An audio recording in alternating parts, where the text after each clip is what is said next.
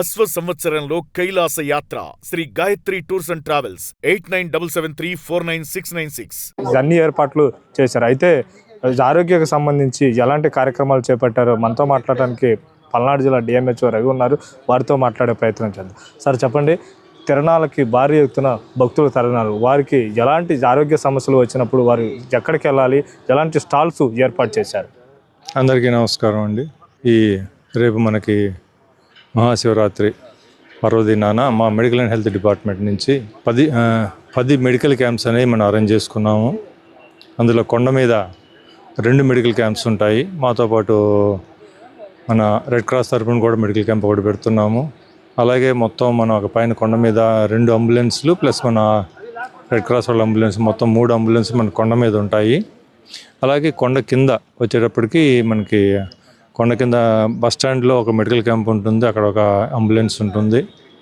అలాగే మనకి మెట్లెక్కే కాడ కూడాను, మెట్లెక్కే స్టార్టింగ్లో ఒక మెడికల్ క్యాంప్ ఉంటుంది. అలాగే మెట్ల మధ్యలో కూడా మనం ఒక మెడికల్ క్యాంప్ పెట్టుకుంటున్నాము. రెండోది మనం ఇక్కడ మనకి కెనాల్ కాడ అందరూ స్నానాలు చేస్తుంటారు కాబట్టి కెనాల్ కాడ కూడాను మనం ఒక మెడికల్ క్యాంప్ పెడుతున్నాము.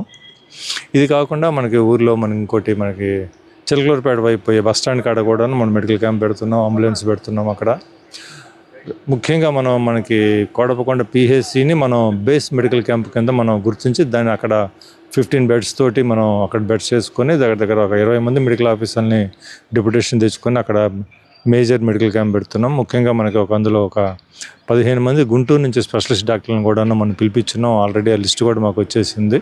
రేపు మార్నింగ్ కల్లా వాళ్ళు వచ్చేస్తారు. అక్కడ మనం దగ్గర ఒక 3 అంబులెన్స్లు పెడుతున్నాం. మొత్తం వెరసి మనకి ప్రస్తుతానికి మన కోడపకొండకి సంబంధించి ఇక్కడ మన కోడపకొండ ఊర్లో మనం 10 మెడికల్ క్యాంపులు మనం అరేంజ్ చేస్తున్నాము. అలాగే టోటల్గా 9 అంబులెన్స్లు పెడుతున్నాము. అంటే రెడ్ క్రాస్ వాళ్ళతో కలిపి 9 అంబులెన్స్లు పెడుతున్నాము. ఇది కాకుండా మనం చిలకలూరుపేట ఏరియా హాస్పిటల్లో ఒక 10 బెడ్స్ తోటి సపరేట్ వార్డు ఒకటి, అలాగే స్పెషలిస్ట్ని అరేంజ్ చేస్తున్నాం. అలాగే నర్సరాపేటలో కూడాను మనం ఒక సపరేట్ వార్డు ఒకటి అరేంజ్ చేస్తున్నాము. అలాగే మన చిలకలూరుపేట రైల్వే స్టేషన్ కాడ కూడాను ఒక మెడికల్ క్యాంప్ పెడుతున్నాము. ఎందుకంటే ఇక రేపు పండగకనే రైల్లో కూడా వచ్చేవాళ్ళు చాలామంది ఉంటారు కాబట్టి జనాభా సంఖ్య ఎక్కువ ఉండొచ్చు అని అక్కడ కూడా ఒక మెడికల్ క్యాంప్ పెడుతున్నాము. అలాగే దగ్గర మొత్తం చూసుకుంటే మేము వీళ్ళు కాకుండా మాకు మిగతా స్టాఫ్ నర్సులు కానీ వీళ్ళందరూ కలిపి దగ్గర 170 మందిని మేము డిప్యుటేషన్ మీద దీన్ని అరేంజ్ చేసుకుంటున్నాము. అన్ని రకాల మందులు, అన్ని అవసరమైనటువంటి ఎక్విప్మెంట్ కానీ మొత్తం రెడీ చేసుకుంటున్నాము.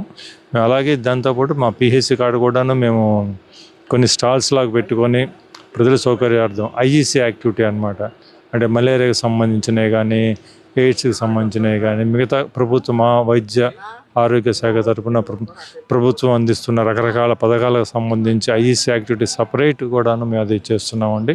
మేము సిద్ధంగా ఉన్నాము.